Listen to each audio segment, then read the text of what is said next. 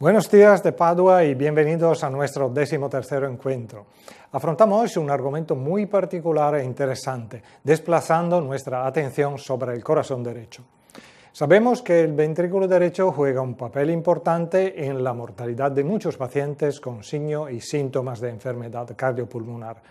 Pero muy a menudo el ventrículo derecho es difícil de ver claramente y la evaluación sistemática de la función derecha del corazón no es siempre realizada uniformemente. En los últimos años, las dificultades atadas a la valoración del ventrículo derecho han estado en gran parte superadas gracias a la adopción de nueva técnica de imagen ecocardiográfica, que incluyen el tissue Doppler, el STRAI y el eco 3D. Para hablar de las enfermedades del ventrículo derecho, de la válvula tricúspide y de la válvula pulmonar y de su valoración ecocardiográfica, estará aquí con nosotros hoy el doctor Pedro Graziano, coordinador del Laboratorio de Ecocardiografía del Hospital Universitario de Caracas, en Venezuela. Y invito hoy también a aquellos de vosotros que están siguiéndonos en directo a participar activamente en la clase, mandándoos las preguntas sobre el argumento tratado. Podéis mandarla en cualquier momento. En la segunda parte de la clase abriremos dos espacios por el debate con el doctor Graziano en vivo. Bien, entramos en el tema de hoy y vemos cuáles son los aspectos más importantes que considerar en la valoración ecocardiográfica del ventrículo derecho.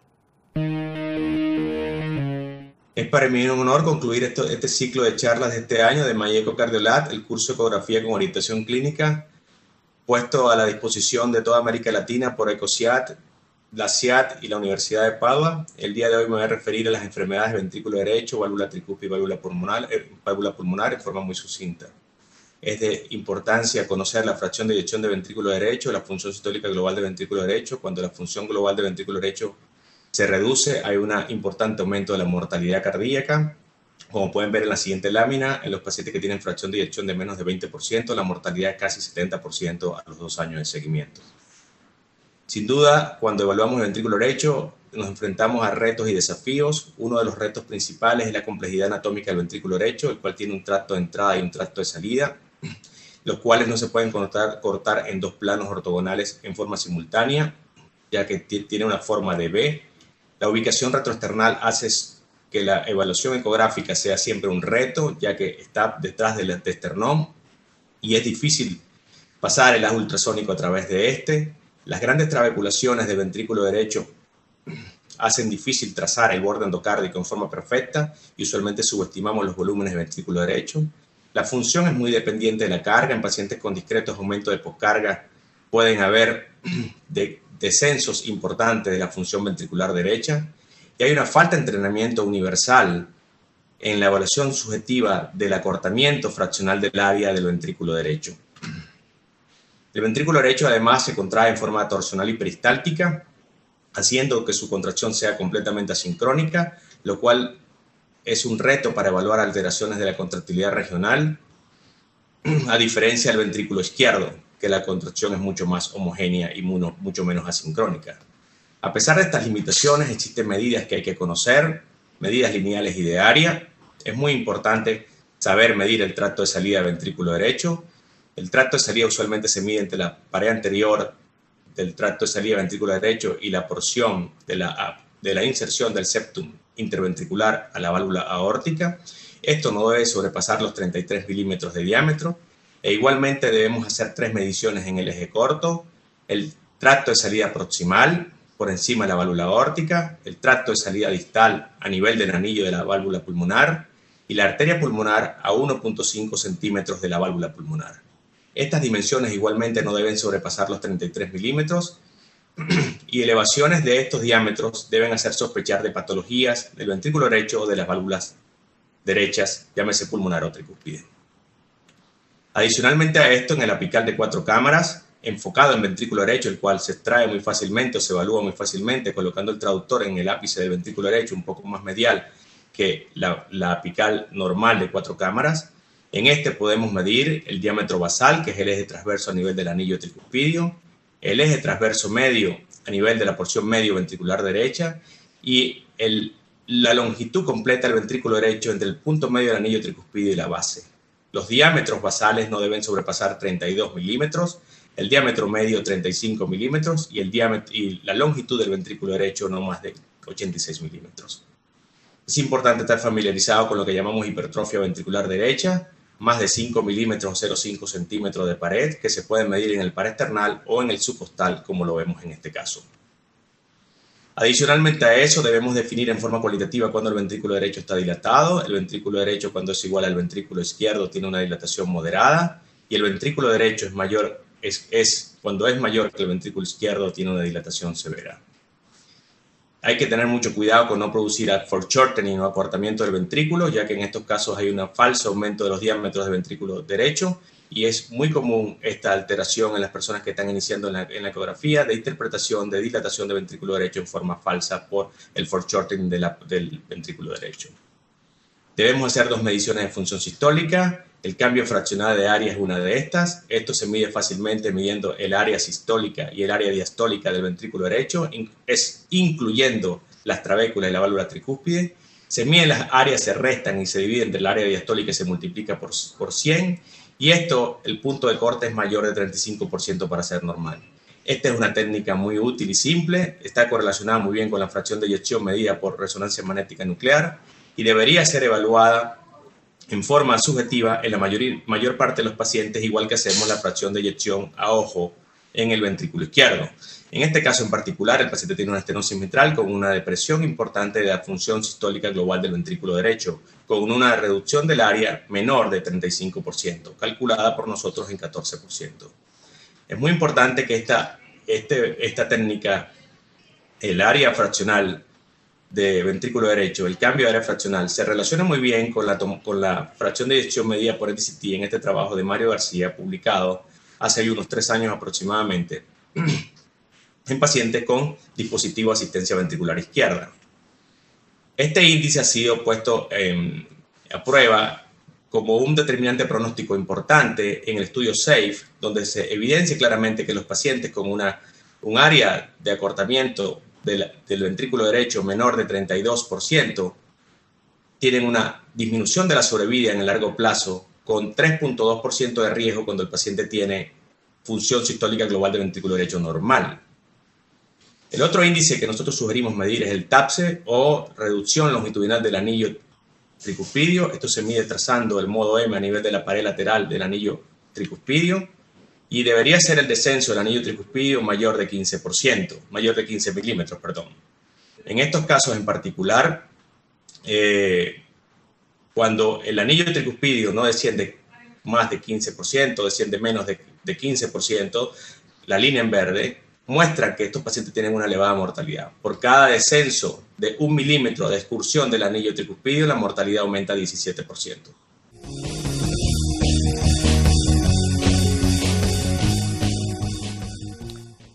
Como dijimos al principio, las nuevas técnicas ecocardiográficas pueden ser extremadamente útiles para ayudar al operador a conseguir una valoración más precisa de la función ventricular derecha.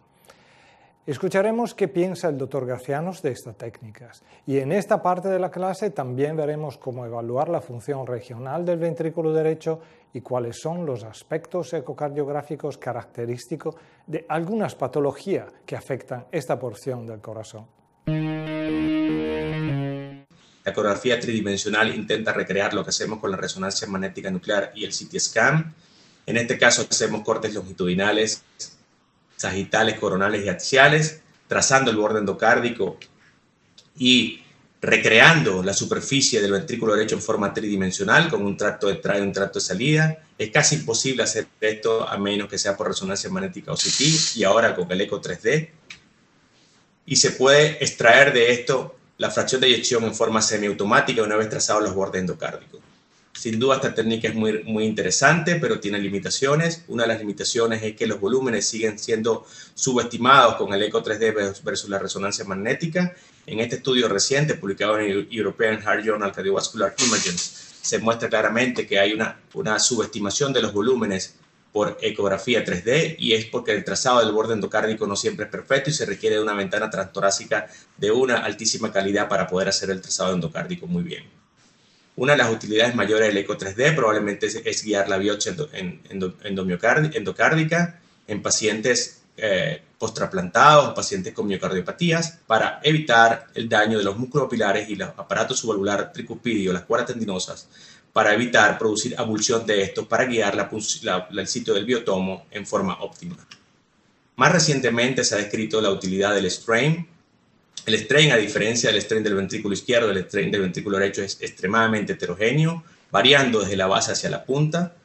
Y recientemente se le ha dado importancia pronóstica a esto en pacientes con hipertensión pulmonar primaria. Los pacientes que tienen un strain longitudinal menor de 15%, la línea en azul, muestran una elevada mortalidad en el tiempo comparado con los pacientes que tienen strain entre 15 a 20 y los pacientes que tienen strain mayor de 20%.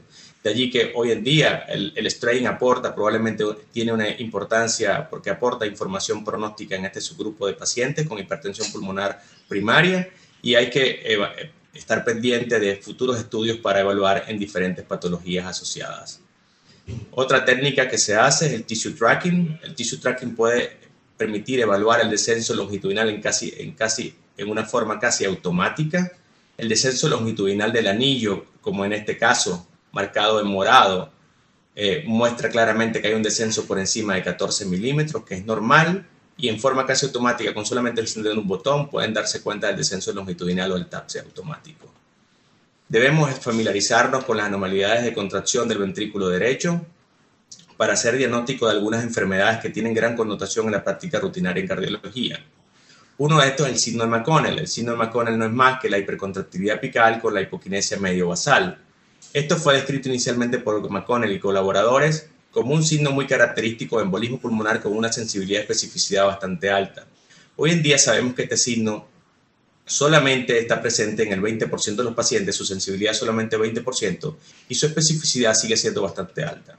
En los pacientes con sospecha de embolismo pulmonar, el signo 60-60 es muy importante y consiste en una presión sistólica arteria pulmonar menor de 60 milímetros de mercurio con un tiempo de aceleración de la válvula pulmonar menor de 60 milisegundos. Esto tiene una sensibilidad baja, pero una especificidad alta para embolismo pulmonar y debemos utilizarla en todo paciente con sospecha de embolismo pulmonar, además del síndrome de McConnell. Como hemos dicho previamente, las dilataciones focales, bien sea el tracto de salida o el tracto de entrada de ventrículo derecho, debe hacer sospechar de patologías del ventrículo derecho.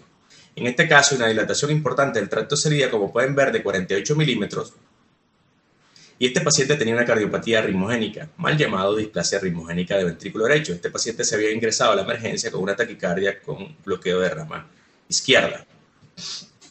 Hay que evaluar siempre la pared inferior del ventrículo derecho en el paraesternal longitudinal o paraesternal derecho para evaluar en forma perfecta la pared inferior del ventrículo derecho y buscar en forma profesa aneurisma de la pared inferior, como este caso, o dilataciones focales del tracto de salida, como este otro caso, o aneurismas apicales del ventrículo derecho, como este paciente.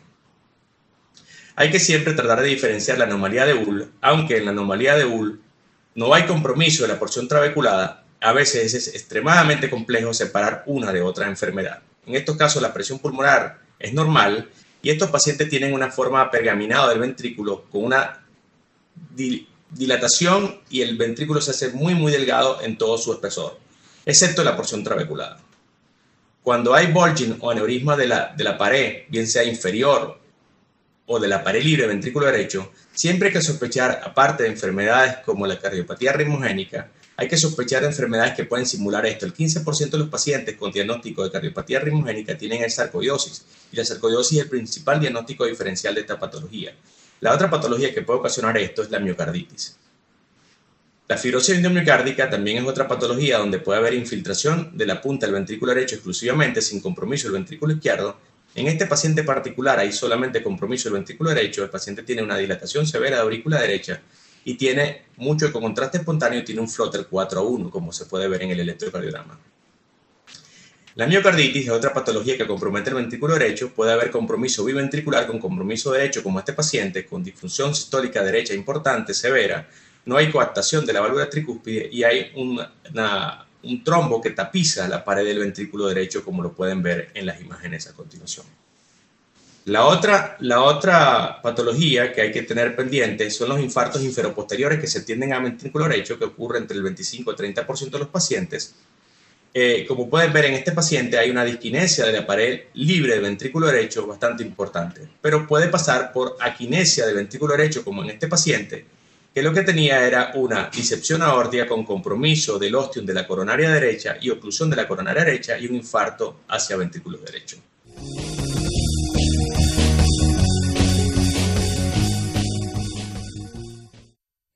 Bien, volvemos al estudio y abrimos el primer debate en directo. Y está con nosotros el doctor Pedro Graciano desde Caracas, en Venezuela. Bienvenido, doctor Graciano, y gracias por estar aquí con nosotros. Un placer saludarlo, doctor Folino. Gracias. Un placer para mí estar en vivo y responder las preguntas del público. Gracias, y aquí tenemos algunas preguntas que ya han llegado. Y la primera dice, el TAPSE sirve más como valor prognóstico. ¿Cuál es su valor en la función sistólica del ventrículo derecho? Para ser sinceros, nosotros pensamos que el TAPSE, cuando está deprimido, es un excelente índice de deterioro de la función contráctil del ventrículo derecho, pero no excluye, cuando está normal, no excluye la disfunción ventricular derecha. O sea, para nosotros tiene una baja sensibilidad, pero una enorme especificidad para disfunción ventricular derecha. Y la utilizamos en forma rutinaria en el laboratorio, pero le tomamos valor solamente cuando está en forma deprimida, en forma importante. El índice para nosotros más importante es el área de acotamiento fraccional, el que tiene mejor correlación con la fracción de eyección de ventrículo derecho medida por resonancia y por NDCT. Y ahora tenemos una otra pregunta que dice, muchos EchoLabs se basan en una evaluación visual del tamaño y de la función del ventrículo derecho. ¿Qué tan confiable es este enfoque? Bueno, esa evaluación subjetiva del ventrículo derecho ha sido evaluada por resonancia, comparado con resonancia magnética nuclear en diferentes estudios. Hay uno reciente publicado en Journal American Society of Echocardiography que muestra claramente que la sensibilidad y especificidad de la valoración visual no es más allá del 60%. Yo creo que esto siempre depende de la experticia, aunque en los trabajos recientes se muestran evaluando esto personas expertas en ecografía. Aún así, nosotros le damos mucho valor, sobre todo en las dimensiones y en la valoración subjetiva en nuestro laboratorio de ecografía. No quiero decir que eso sea hasta probable de todos los laboratorios de ecografía en el mundo. Y ahora tenemos una otra pregunta que llega de México y dice, ¿qué parámetro ecocardiográfico nos orienta a pensar en la displasia del ventrículo derecho? La displasia es bastante compleja de evaluar tanto por eco como por cualquier técnica de imagen y puede variar desde pacientes sin compromiso en ninguna técnica de imagen a pacientes con disfunciones sistólicas severas con dilataciones severas del ventrículo derecho. No hay una regla patognomónica o una imagen patognomónica de displasia. Siempre hay que buscar el triángulo de la displasia y evaluarlo en todo su contenido, desde el ápex, el tracto de salida, el tracto de entrada del ventrículo derecho, y evaluarlo todo el triángulo de la displasia y observar alteraciones motilar regional, para la cual la mayor parte de las personas no están entrenadas en evaluar la contractilidad regional en el ventrículo derecho, lamentablemente. Y ahora tenemos una pregunta que llega de Argentina y dice, ¿evalúa habitualmente la función diastólica del ventrículo derecho y cómo? Sí, bueno, lo evaluamos ocasionalmente. Vamos a ver luego. Evaluamos sobre todo cuando hay apertura precoz de la válvula pulmonar, cuando la contracción auricular abre la válvula pulmonar precozmente. Eso puede ser un signo importante de presión de llenado alta. Cuando hay flujo retrógrado con la contracción auricular hacia la vena cava inferior, y no le damos mucha importancia al llenado transtricuspidio con el Doppler pulsado, sino que medimos la repercusión del llenado de la aurícula derecha, del llenado del ventrículo derecho con la contracción de la aurícula y sus repercusiones bien sea hacia la pulmonar o hacia la vena cava inferior.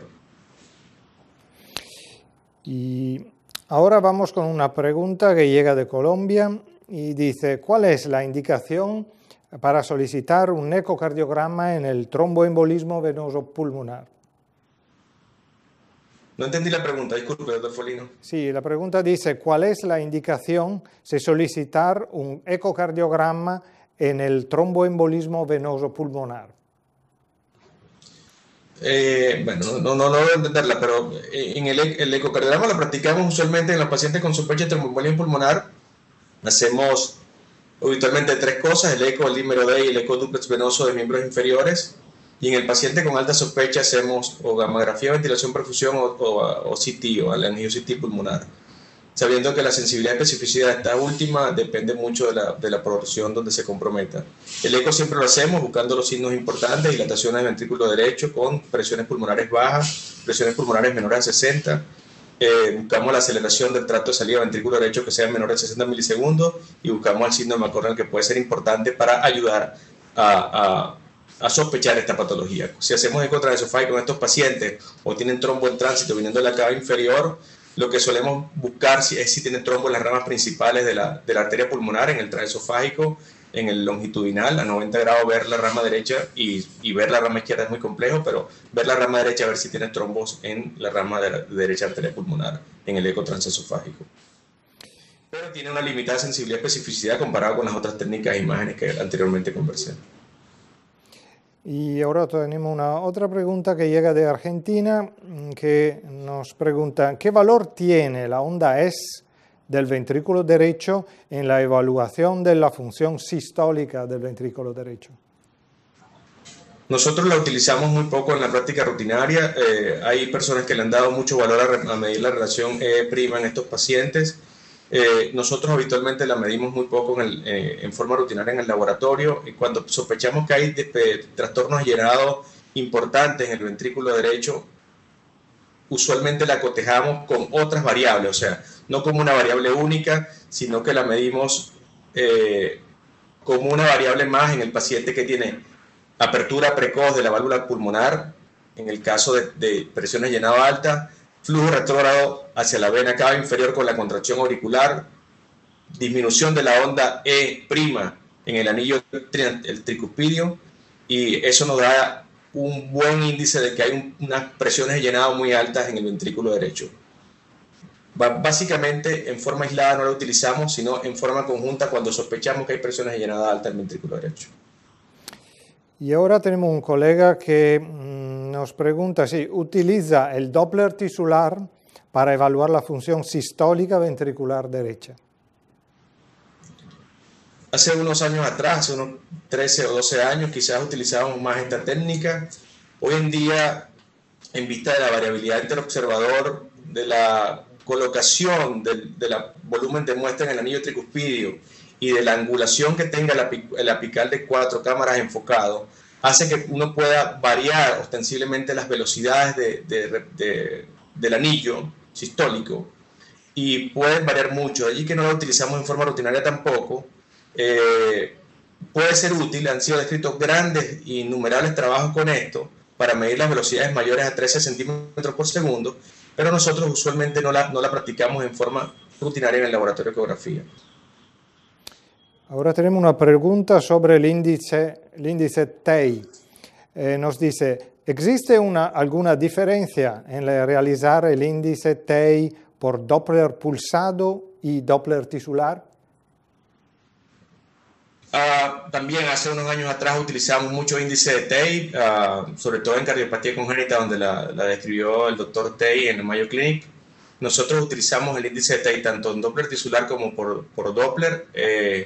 No hay grandes diferencias, lo que hay que saber es medirlo. Te puede servir como un patrón de referencia para que tu medición, si varía una u otra. Nosotros lo que hacemos es, si lo hacemos, que lo hacemos raramente hoy en la práctica rutinaria, si lo hacemos y lo hacemos por las dos vías, no debe haber una variación mayor de 10% en el índice de TEI medido por Doppler o el índice de TEI medido por Doppler, por tissue Doppler. Si hay una variación mayor de 10%, te sirve como un control interno de tu laboratorio de que algo está funcionando mal en alguno de los dos métodos que hiciste para medir el índice de TEI. Bien, gracias doctor Gracianos. Paramos por un momento y vamos, como siempre, al test live de hoy. Esta semana la pregunta dice, ¿cuál de las siguientes aseveraciones sobre el ventrículo derecho es verdadera? Los aneurismas de pared inferior o libre son patognomónicos de cardiomiopatía aritmogénica. B. El eco 3D usualmente sobreestima los volúmenes diastólicos del ventrículo derecho.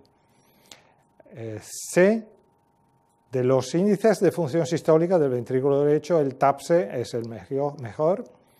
Y D. El flujo anterógrado marcado del ventrículo derecho hacia la arteria pulmonar en diástole que coincide con la contracción auricular en presencia de estenosis pulmonar severa indica un patrón restrictivo de llenado. Para participar en esta prueba tenéis que reducir la ventana vídeo y picar sobre el icono rojo que veis en la parte superior de la pantalla con la inscripción Live Test. Más tarde veremos juntos cómo habéis contestado con el doctor Graziano. Y hemos hablado en la primera parte de este encuentro de la valoración del ventrículo derecho. Pasamos ahora al análisis de las válvulas del corazón derecho, empezando a tratar la regurgitación y la estenosis tricuspidea.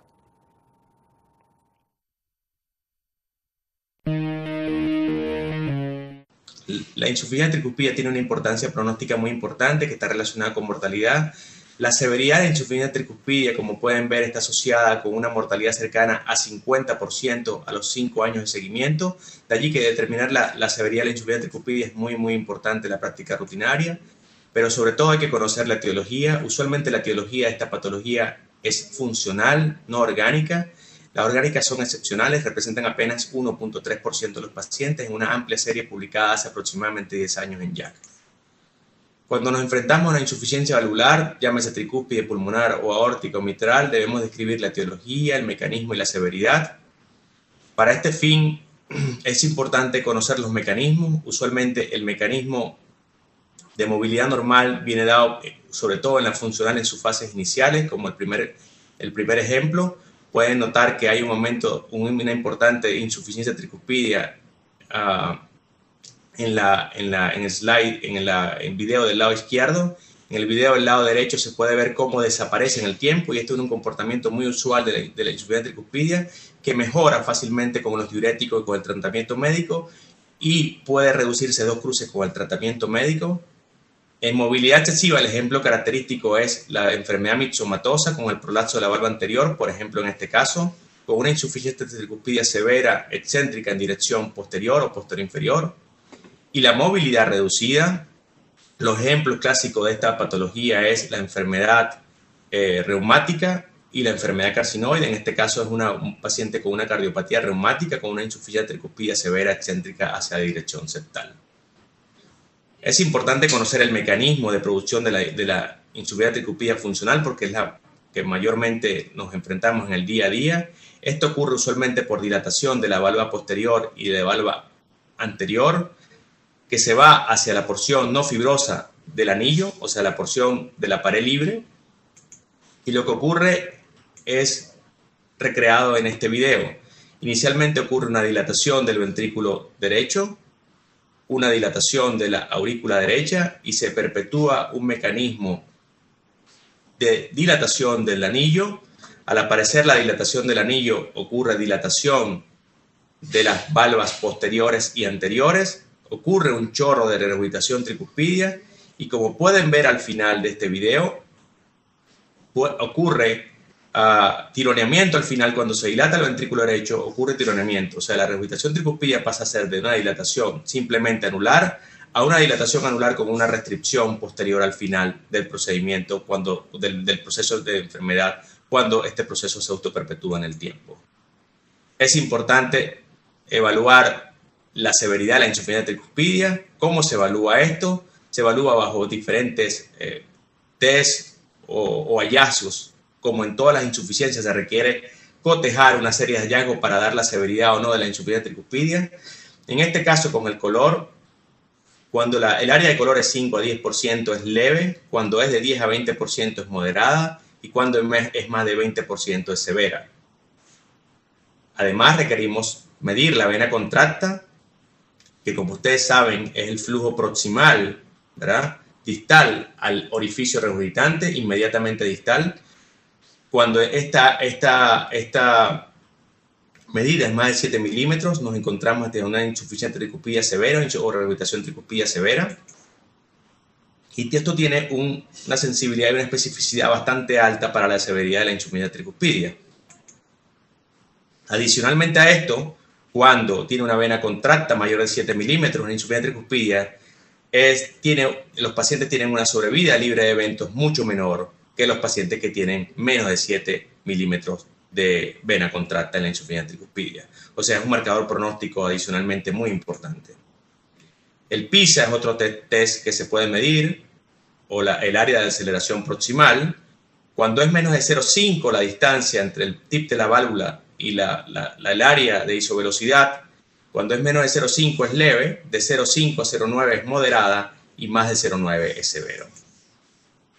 Otra técnica que nos puede ayudar es el flujo reverso en las venas suprahepáticas. Cuando encontramos flujo reverso en las venas suprahepáticas, es el equivalente de ver el flujo reverso en las venas pulmonares.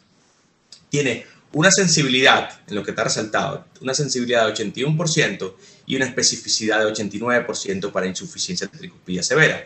Pero recordemos que lo más importante es que requerimos múltiples técnicas de imágenes para poder asegurar la severidad de la insuficiencia tricuspidia. Es importante que el paciente que va a pabellón o a una cirugía cardíaca se valore la insuficiencia tricuspidia con el paciente en vigilia, despierto, y no en condiciones de disminución de la pre y postcarga, como lo que se hace bajo la anestesia general en la cirugía. Porque en estas circunstancias se reduce en forma importante y significativa y no se puede recrear a pesar de las infusiones de líquido en el pabellón. Es importante medir adicionalmente el tracto de entrada, o sea, el anillo tricuspidio, y el anillo tricuspidio debería medir menor de 21 milímetros por metro cuadrado de superficie corporal. Elevaciones por encima de esto o de 40 milímetros deben llevar a los cirujanos a disminuir el umbral para cirugía en pacientes con insuficiencia tricuspidia moderada severa. La estenosis tricuspidia es rara en nuestro medio. Hoy en día es causada básicamente por la enfermedad reumática, por marcapasos, por tumores y postanuloplastia, la cual es rara porque el anillo tricuspidio es muy grande. Este es un caso de un tumor maligno que obstruye todo el tracto de entrada del ventrículo derecho con una obstrucción completa del ventrículo derecho. La estenosis tricuspidia significativa se denomina aquella que tiene más de 5 milímetros de mercurio de gradiente medio, tiene un tiempo de presión mayor de 190 milisegundos y un área menor a 1 centímetro cuadrado. En este contexto, hay pacientes como estos que después de la anuloplastia mitral y tricuspidia, los pacientes quedan con gradientes medios elevados de 5.5 a 6, y esto es una estenosis tricuspidia ocasionada por un anillo de anuloplastia tricuspidia.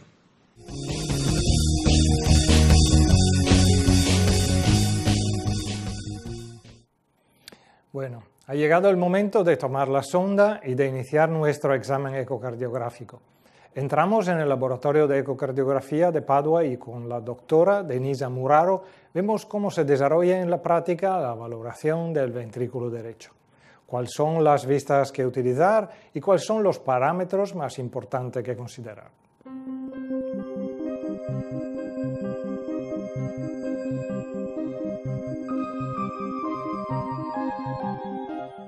En general, la evaluación del ventrículo derecho mediante una ecocardiografía puede presentar un desafío mayor que la evaluación del ventrículo izquierdo. Sin embargo, la evaluación del tamaño y la función del ventrículo derecho debe formar parte de un examen ecocardiográfico de rutina y la interpretación se debe basar en una serie de parámetros cuantitativos. Las vistas de eje largo y de eje corto paraesternales muestran el tracto de salida del ventrículo derecho. Las dimensiones lineales del ventrículo derecho en estas dos vistas pueden proveer una primera impresión del tamaño del ventrículo derecho. Las mediciones se deben realizar de borde interno a borde interno al final de la diástole. Estos diámetros del tracto de salida del ventrículo derecho son particularmente importantes ante una sospecha de una cardiomiopatía ritmogénica cuando se ve un agrandamiento típico. La vista de eje corto paraesternal al nivel de válvula mitral puede mostrar un patrón de movimiento anormal del tabique interventricular como signo de sobrecarga del ventrículo derecho.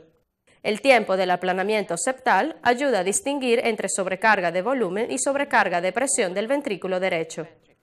En este caso, el aplanamiento septal se produce durante la sístole, lo cual sugiere una sobrecarga de presión.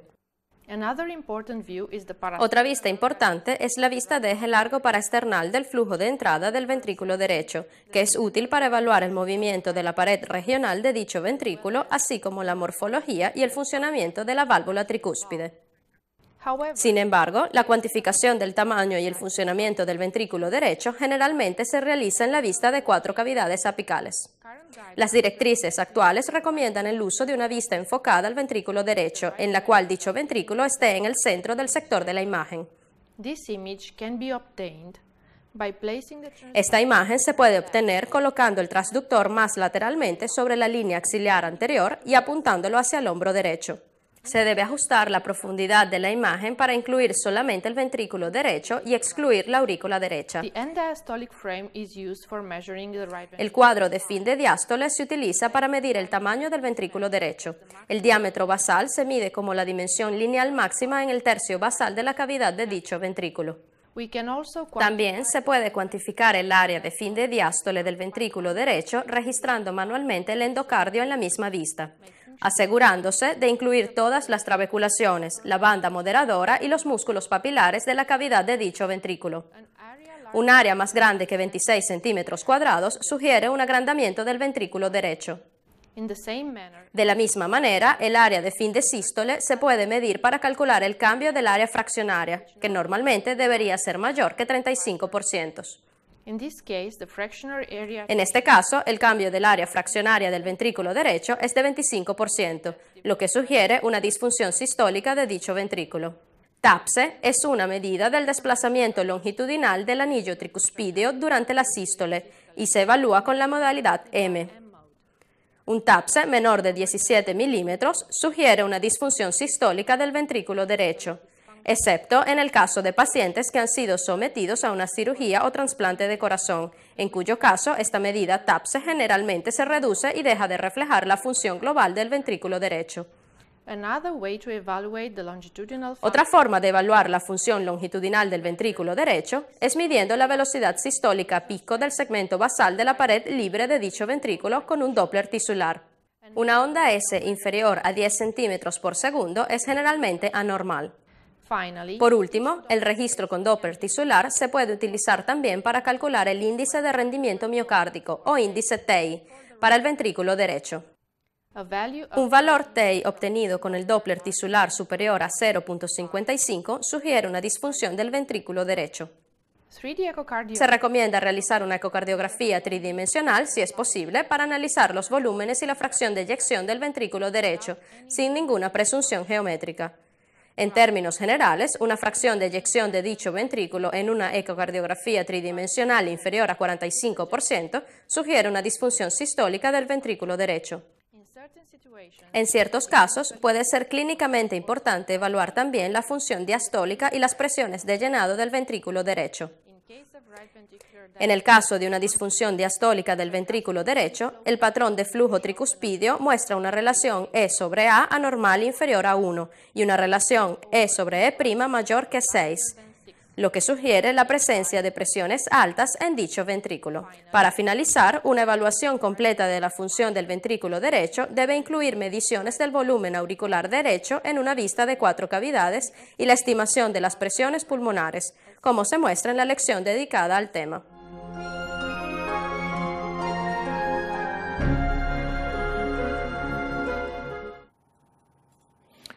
Seguimos hablando de las válvulas del corazón derecho. Y vamos ahora a ver cuáles son los aspectos ecocardiográficos característicos de la válvula pulmonar, aprendiendo a conocer los parámetros más importantes que considerar en la insuficiencia y en la estenosis valvular. Inicialmente la válvula pulmonar comienza con la exploración en el 2D y con el color de la válvula pulmonar, pero nunca se debe pasar por alto la valoración con el modo M. La evaluación con el modo M permite conocer si hay presencia o no de onda A. La ausencia de onda A en la válvula pulmonar es una medida indirecta de hipertensión pulmonar. Y en aquellos pacientes que no tienen Y de rehabilitación tricuspidia o Y de insuficiencia pulmonar, esta técnica de imagen puede hacer ver o sospechar la presencia de hipertensión pulmonar. A pesar de que el signo de la W también se ha descrito como un signo importante de hipertensión pulmonar, hoy en día sabemos que esto puede aparecer en pacientes normales por los vórtices de vaciado del ventrículo en la arteria pulmonar, sobre todo con arterias pulmonares muy grandes. La insuficiencia pulmonar es muy común en la práctica rutinaria y 80-90% de las personas tienen insuficiencias pulmonares triviales y son muy comunes en la práctica diaria. Pero las insuficiencias severas son excepcionales y representan la más baja proporción de las insuficiencias severas en la práctica del día a día, con 1.6% de todas las insuficiencias valvulares severas aproximadamente. La causa más común de insuficiencia pulmonar severa en los pacientes adultos es la tetralogía de Fallot operada, 54%, otra cardiopatía congénita, 21%, y estenosis pulmonar aislada en el 17% con insuficiencia pulmonar. Esto es la mayor parte de las causas de la insuficiencia pulmonar. Y es importante evaluar también la severidad. Como todas las insuficiencias tenemos que conocer etiología, mecanismo y severidad. La severidad es muy difícil de evaluar por ecografía y usualmente subestimamos la severidad por eco. De allí que la resonancia magnética nuclear se ha convertido en el estándar de oro para cuantificar la severidad de la insuficiencia pulmonar. En este caso en particular es un paciente que tiene una prótesis no valvulada o un conducto no valvulado en el tracto de salida del ventrículo derecho y tiene una insuficiencia pulmonar masiva, severa. Como los tiempos de llenado y vaciado del ventrículo derecho son extremadamente cortos, la resolución temporal del ojo no permite ver exactamente la severidad, no permite evaluar en forma cierta la severidad de la insuficiencia pulmonar. Siempre hay que medir la relación que hay entre el tracto de salida del ventrículo derecho y la vena contracta. Si este es mayor del 50%, esto tiene una sensibilidad y un valor predictivo negativo cercano a 93%, lo que lo hace una técnica sólida para medir en forma apropiada la severidad de la insuficiencia pulmonar. Otra técnica de imagen, otra técnica es el Doppler continuo. El Doppler continuo permite ver el flujo reverso de la regurgitación pulmonar y evaluar el tiempo de desaceleración pulmonar. Cuando el tiempo de desaceleración pulmonar es menor de 100 milisegundos, nos encontramos ante una insuficiencia tricúspide severa. O sea, cuando tiene una forma triangular con un espectro muy denso en la porción de la regurgitación, o sea, en el espectro que va hacia el ventrículo, en este contexto hay una insuficiencia pulmonar severa. En ocasiones nos encontramos con pacientes que tienen, después de la contracción auricular en el contexto de insuficiencia pulmonar, nos encontramos con un jet anterógrado. Y el significado de esto es que las presiones de llenado son extremadamente altas y se transmiten con la contracción auricular hacia la arteria pulmonar. Esto es lo que usualmente vemos en los pacientes con insuficiencia pulmonar severa, una temprana terminación, una rápida aceleración del slope de descenso de llenado, y cuando ocurre la contracción auricular, ocurre un jet anterógrado por las presiones de llenado finales elevadas del ventrículo derecho. Otro signo importante de insuficiencia tricúspide severa es el flujo holodiastólico reverso. Cuando ocurre flujo holodiastólico y el tiempo de desaceleración es menos de 100 milisegundos, estamos ante la presencia de una insuficiencia tricúspide severa con una sensibilidad de 90% y una especificidad de 64%. Otro signo importante es el tiempo de silencio que hay entre la diástole y la sístole. Cuando este tiempo entre la diástole y la sístole es mayor de 80 milisegundos, hay una sensibilidad de 84% y una especificidad de 93% para insuficiencia pulmonar severa. Ya hemos señalado que el flujo denso holodiastólico también es un signo importante que se ve en aproximadamente 3 a 5% de los pacientes aproximadamente. El flujo reverso en la arteria pulmonar tiene el mismo significado que el flujo reverso en la aorta torácica descendente en el caso de la insuficiencia aórtica, que es un signo importante de severidad de la insuficiencia aórtica. En este contexto, la insuficiencia pulmonar, el flujo reverso en la arteria pulmonar principal tiene una sensibilidad de 100% con una especificidad de 39%. Pero el flujo reverso en las ramas, como esto, se ve en color rojo, codificado en color rojo, se ve el flujo reverso. Si el flujo reverso invade o toma las ramas de la arteria pulmonar, esto es una insuficiencia pulmonar severa con 87% de sensibilidad y 87% de especificidad. O sea, es un signo de mucho valor en presencia de insuficiencia pulmonar. La estenosis pulmonar es más rara en la práctica rutinaria. Con estas nos enfrentamos ocasionalmente.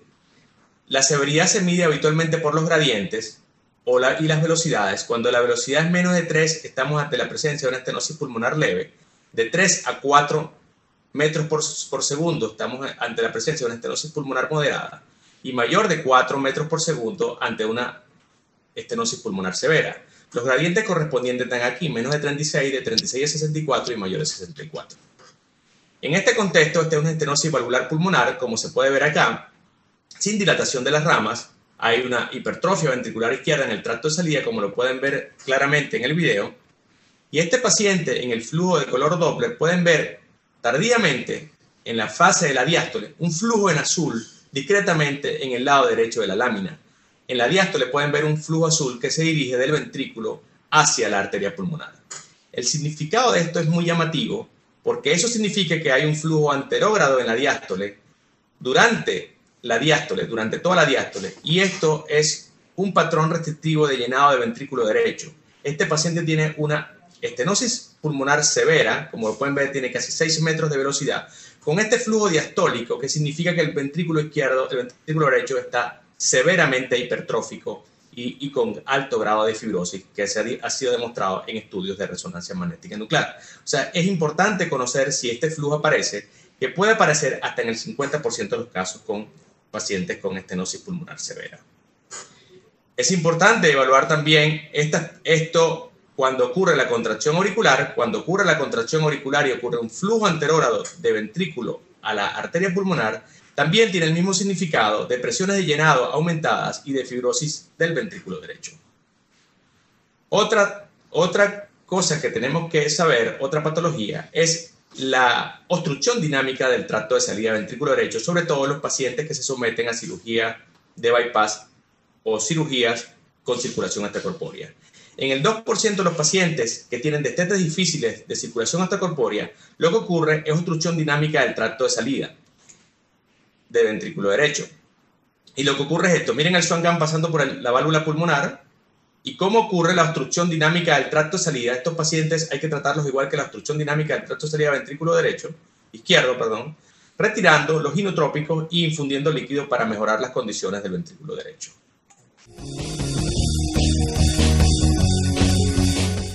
Bien, volvemos al estudio y nos conectamos de nuevo con el doctor Graziano en Venezuela. Doctor Graziano, antes que contestar a las respuestas que ya han llegado, vamos a ver las respuestas del test en vivo. Y vamos a ver el gráfico con las respuestas. Y la mayoría son por la respuesta C. De los índices de la función sistólica del ventrículo derecho, el TAPSE es el mejor. ¿Qué piensa de esta respuesta? Bueno, voy a aclarar las respuestas por cuáles son las respuestas correctas. Primero, la cardiomiopatia ritmogénica no tiene ningún signo patognomónico porque cualquier anormalidad de contractilidad o los aneurismas de la pared libre o la pared inferior pueden ser compartidos con la sarcoidosis y la miocarditis, que forman parte, y hay que cotejar toda una serie de signos y síntomas y los 4 criterios o 5 criterios, englobarlos para poder hacer el diagnóstico correcto. O sea, el eco no es patognomónico nada. El eco usualmente no sobreestima, sino subestima los volúmenes del ventrículo derecho comparado con resonancia magnética nuclear, así que esa no es correcta. El TAPSE tampoco es el mejor índice de función sistólica global del ventrículo derecho. Ha sido evaluado por el doctor Mario García en un estudio publicado hace ya 3 años, donde muestra que hay una variabilidad interobservadora importante y que no se correlaciona bien con la fracción de eyección medida por NDCT. En estos pacientes el mejor índice de fracción de función ventricular derecha es el área de acortamiento del ventrículo derecho. Eso debe ser evaluado en todos los laboratorios de ecografía. Tienen que tomar 4 cámaras enfocadas al ventrículo derecho, donde se saca el ventrículo derecho en forma perfecta, y ahí trazar, incluyendo las trabéculas y la válvula tricúspide, y sacar la área diastólica y la área sistólica y medirlo en forma correcta y saberlo medir también en forma cualitativa, como hemos expresado durante la charla. Ese es el mejor índice de función sistólica del ventrículo derecho, el área de acortamiento del ventrículo derecho. Bien, vamos ahora a las preguntas que han llegado, y la primera llega de Bolivia y dice: en prótesis biológicas tricuspideas, ¿qué parámetros tenemos que tomar en cuenta para hablar de estenosis severa? Yo creo que esa es la... Bueno, para conversar un poco sobre la pregunta, la pregunta correcta es el flujo anterora durante la contracción auricular se correlaciona con patrón restrictivo allenado. Sí. Y ahora tenemos esta pregunta que dice: en la insuficiencia tricuspidea, ¿qué variabilidad encuentra con el Doppler transtorácico con respecto al transesofágico en cuanto a los valores finales de cada estudio? Siempre hay que tomar en cuenta el eco transtorácico, es la técnica de elección siempre. El paciente bajo anestesia o sedación, las condiciones de carga se reducen y pueden subestimar en forma importante la regurgitación tricuspidia. De allí que nosotros siempre recomendamos que el valor real de la insuficiencia tricuspidia debe ser tomado con el transtorácico. Es usualmente muy fácil de hacer. En el paciente con una buena ventana transtorácica es usualmente la técnica de elección para hacer la cuantificación y no el eco transesofágico. El eco transesofágico se puede subestimar muchas veces por las condiciones de carga del anestésico, bien sea del midazolam o del propofol. Se puede reducir un poco la carga y se puede reducir la severidad de la insuficiencia tricuspidia, la valoración. Y tenemos una otra pregunta sobre el TEI, el índice TEI. Dicen: ¿qué valor tiene el índice TEI en la evaluación de la función sistólica del ventrículo derecho? ¿Ustedes lo usan?